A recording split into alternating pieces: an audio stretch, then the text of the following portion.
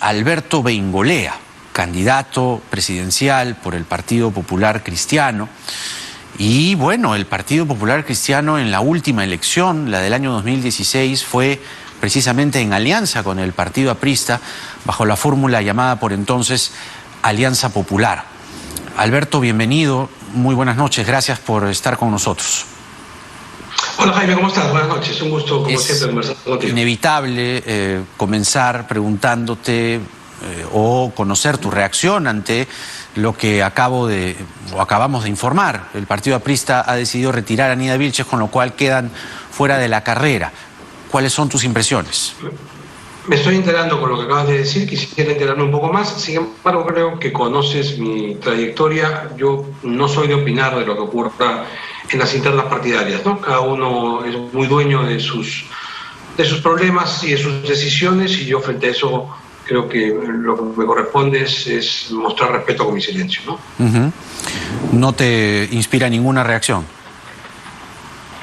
No, es una decisión de ellos, te repito, no tengo nada que decir, es un tema de ellos.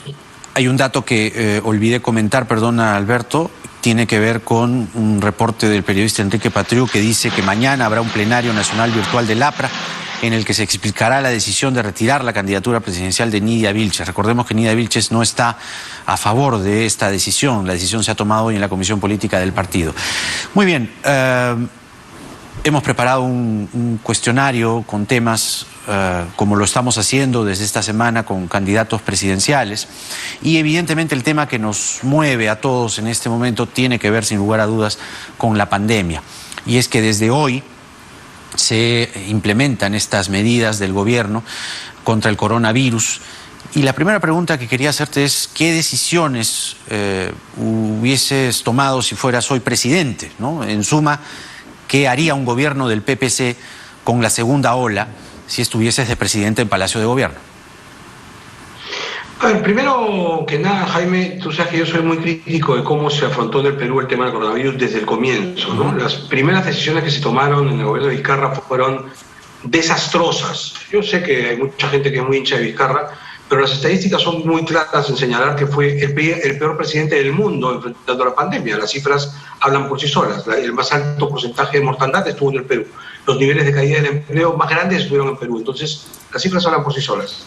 Y los errores pasaron precisamente por no entender que frente a un país que tiene 30 años de atraso en el sistema de salud, no se puede pretender arreglar el problema prometiendo hacer lo que nos hizo en 30 años. Es decir, cuando se nos dijo, no sé si tú te acuerdas las primeras medidas, vamos a hacer hospitales. Espérate, hacer hospitales significa 2, 3, 4 años. El virus mata mañana. Y al mismo tiempo, no sé si te acuerdas, se cerraron las postas. No sé si te acuerdas, la primera medida fue cerrar las postas. Dije yo, se volvieron locos, cuando era más bien ese el lugar donde había que plantar batalla. Ahí había que pelear. Y tú me preguntas ahora qué haríamos, y yo te respondo, mira, aunque no es exactamente la misma situación, yo comenzaría por hacer eso.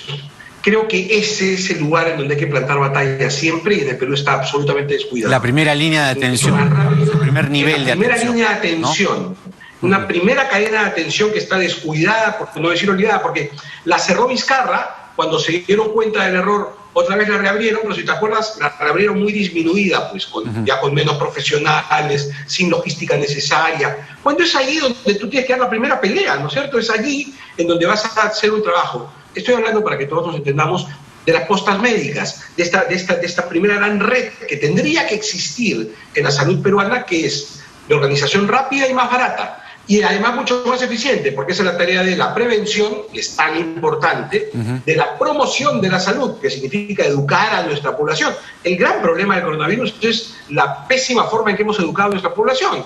O sea, hacer consciente a todos que esta es una pelea de todos y cómo es que tienen que resguardarse o tomarse medidas. Cuando te refieres a haber educado a la población, ¿sobre qué aspectos señalas? Porque, digamos, en grueso, la mayoría de la gente, y eso no hay que olvidar, la mayoría de la gente acató respetuosamente los protocolos. Siempre hubo una minoría que fue la que finalmente terminó haciendo que los casos escalen, ¿no? O sea, la mayoría de la gente respetó la cuarentena, por ejemplo.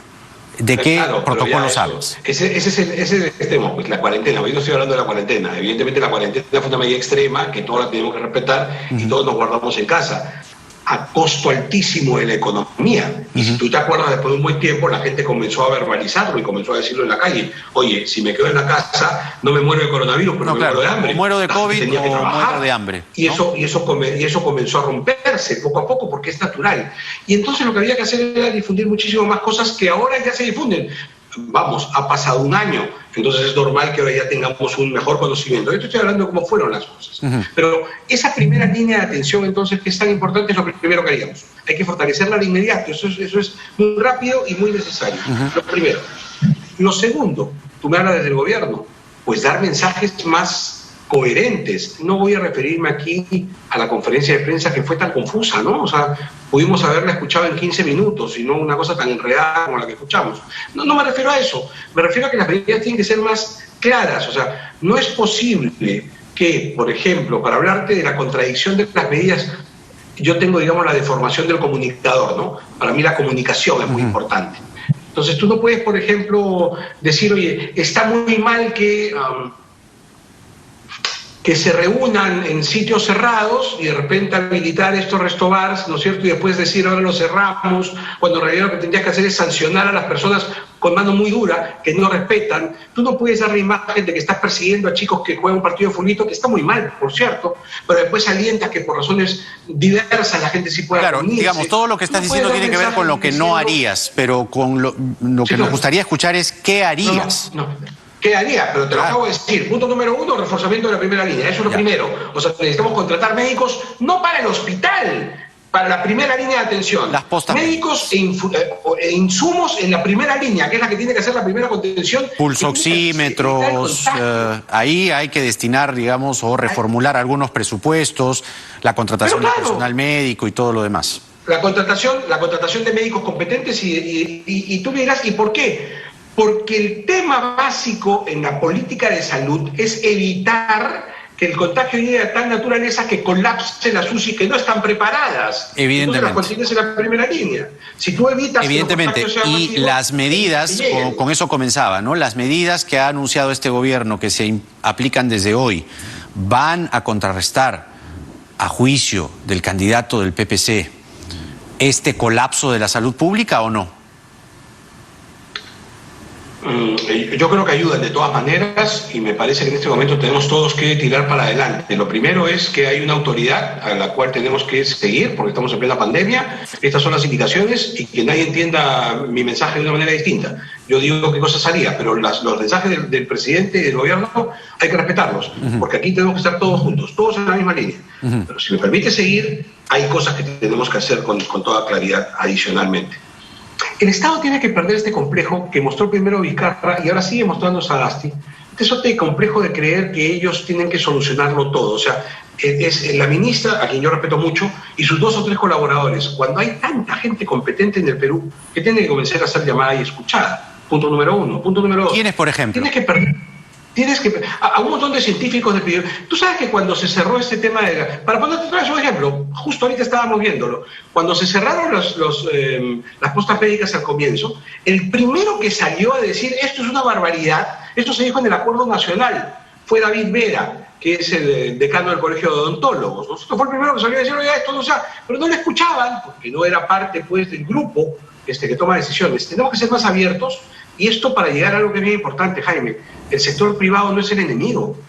O sea, necesitamos convocar al sector privado para que nos ayude. O sea, ¿quién va a distribuir las vacunas? ¿Cómo va a ser la distribución de las vacunas, por ejemplo? O sea, ya quedó muy claro en la crisis de hace poquito nada más que el Estado que le dijo no a todos los privados, hasta las iglesias le cerró. ¿Cómo la distribuiría un gobierno tuyo?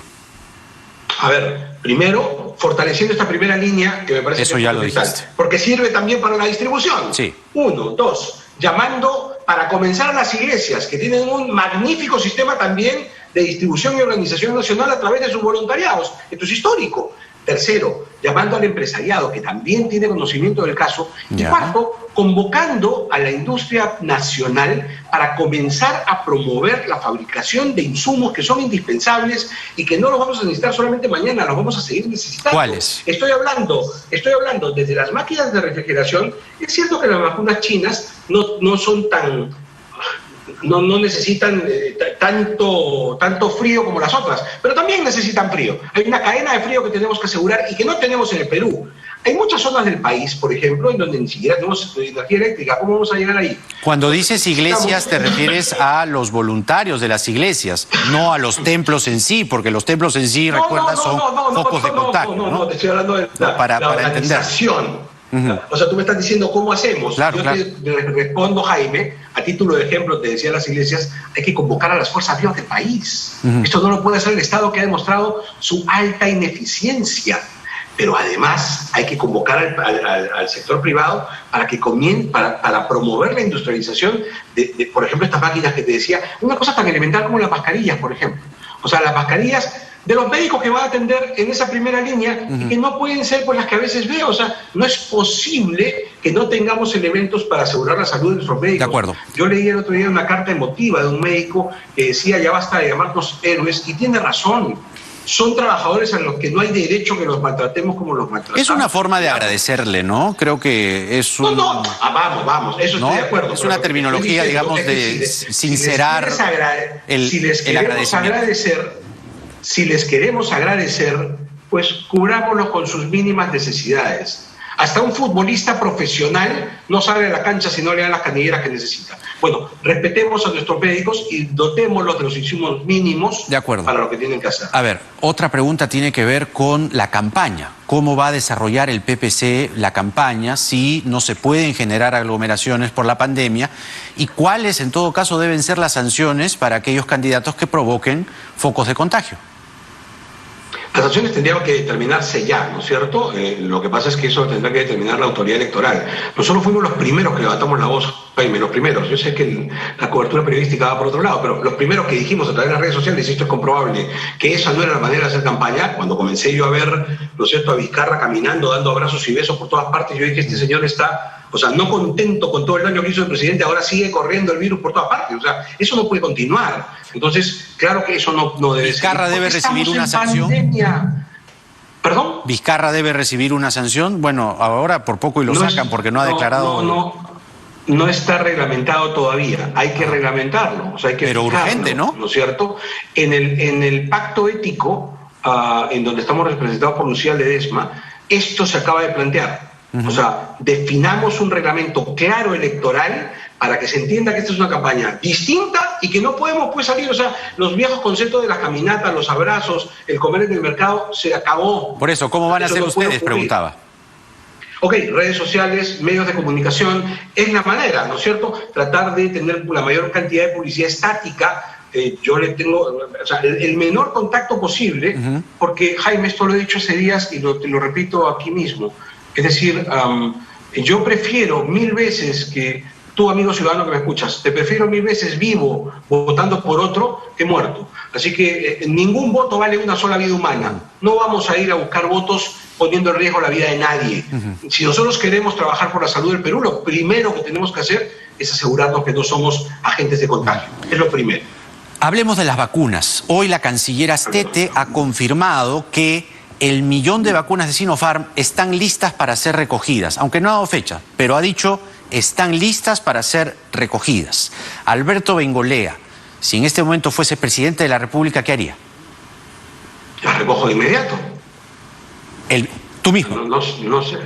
Sí, pero claro, de inmediato. O sea, vamos por ellas. O sea, agarro mi pasaporte, llamo a Xi Jinping y le digo, me paro en el aeropuerto internacional de Pekín. Si hace falta, ¿no?, que vaya... Y me voy. Si lo que me estás diciendo... Esa es digamos, esa sería una pose dramática, ¿no? Pero si hace falta, voy.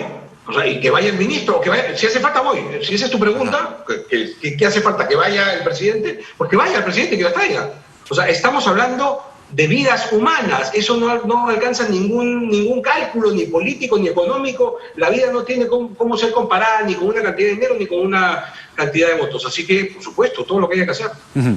Ahora, hablando ya de otros asuntos, he hojeado el plan de gobierno, hay 13 puntos interesantes, pero cotejándolos con la actualidad, que hay cosas que se han quedado pendientes por la pandemia. Por ejemplo, los casos de corrupción, las investigaciones por corrupción. ¿Un gobierno tuyo va a respaldar el trabajo de los fiscales del equipo especial del caso Lavajato, por ejemplo? Absolutamente, lo hemos dicho siempre, absolutamente, respaldo total. Y el respaldo comienza por independencia total, ¿no es cierto? Ese es un trabajo independiente que tiene que seguir siendo así, con total respaldo, por supuesto. Creo que todo el país está obligado a un respaldo total a quienes están haciendo estos trabajos. Otra cosa, ¿qué partidos de los que compiten en esta contienda serían aliados de un gobierno del PPC? Y cuando digo aliados, comienzo por el Congreso, donde está demostrado, son necesarios los entendimientos. ¿Qué partidos están como próximos a entendimientos, repito, necesarios? Sí, claro. Es que me encanta escuchárselo, periodista Jaime, porque es importante hacer docencia. Decir esto hace algunos meses era casi pecaminoso, ¿no? Entonces me parece bien importante que aprendamos lecciones después de todo lo que hemos vivido y que entendamos que la política es eso precisamente, el difícil arte de ponerse de acuerdo. La política no es matar al enemigo. La política es abrir los brazos y escucharse, porque como lo digo hace mucho tiempo, si bien es cierto tienes discrepancias con todos, porque si no estarían en el mismo barco, también tienes coincidencias con todos, y por tanto es posible que te entiendas con todos, con cada uno. ¿Cuáles, por ejemplo? ¿Qué partidos son próximos? Pues con quien tú quieras, vamos a hablar de temas dependiendo del tema. No, con quien quiera, con Unión por el Perú, con Antauro Humala. A ver, el tema que tú quieras tratar, si lo que se está tratando, por ejemplo, en ese momento es de una política pública para asegurar la defensa de los derechos humanos, dime cuál es el partido. Yo no he leído todas las planes de gobierno, pero dime cuál es el partido que se acerca y no tendré ningún problema en ese tema de hablar con ellos. Vamos a hablar de una política pública para promover la inversión privada. De repente son otros los partidos que tienen ese sesgo y me interesa hablar con ellos precisamente para promoverlos. Es decir, sin ningún parche y sin ninguna... estas cosas que existen de que tú eres mi enemigo y tú eres mi amigo. Somos amigos de todos, el Perú es de todos y necesitamos conversar todos. Así que dependerá del tema.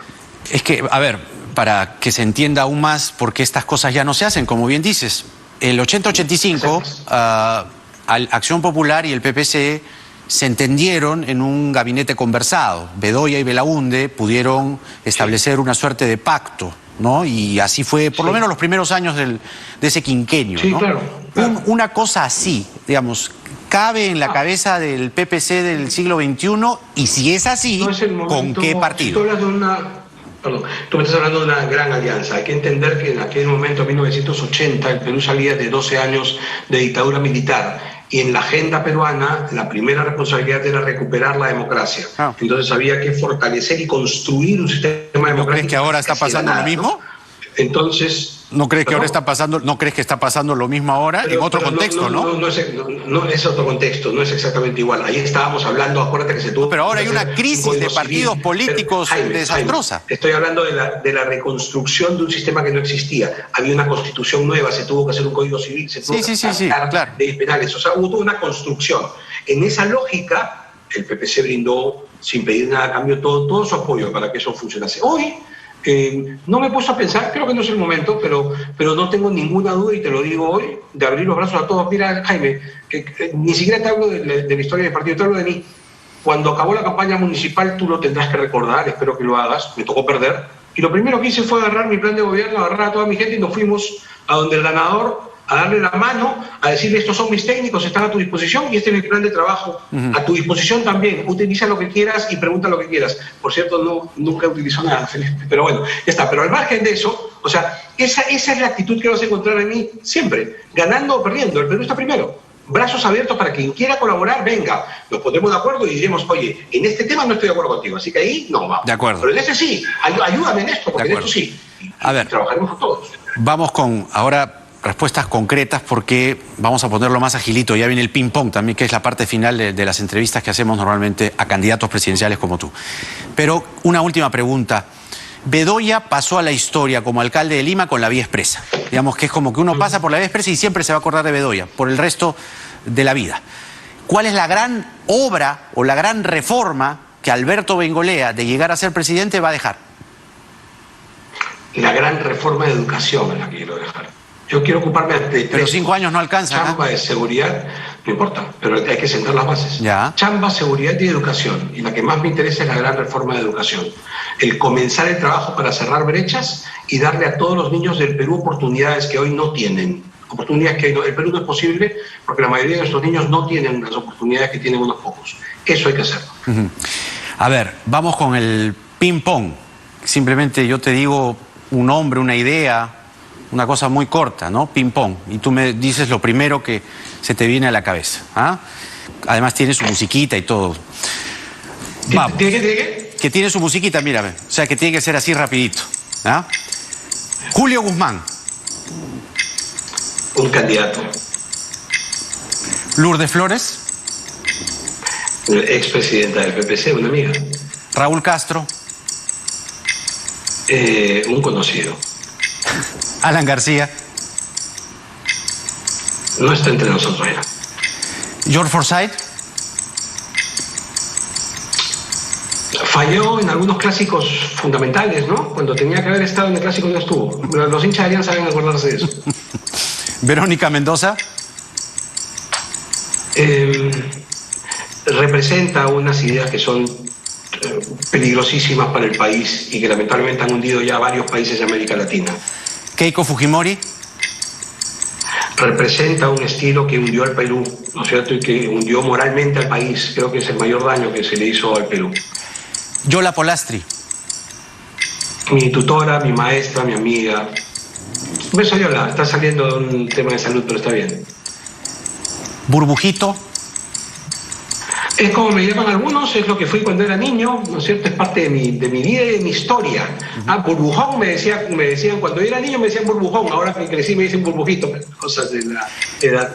Goles en acción.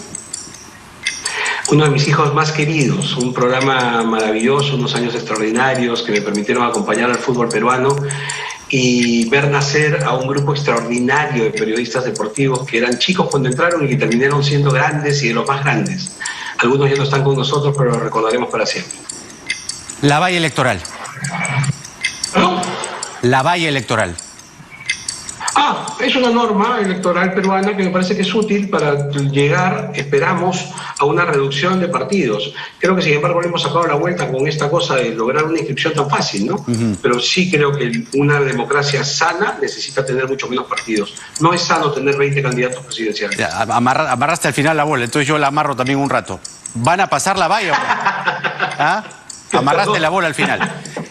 ¿Aseguras y confías que van a pasar la valla electoral o no?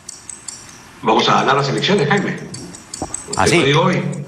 Vamos a ganar las elecciones, claro. 15 de enero. Para ganar las elecciones tienes que pasarlas, ¿no? Gracias, Alberto. Ha sido un gusto. Gracias, Jaime. Gracias. Muy buenas noches. Alberto Bengolea, candidato del Partido Popular Cristiano con nosotros, no solo asegura que va a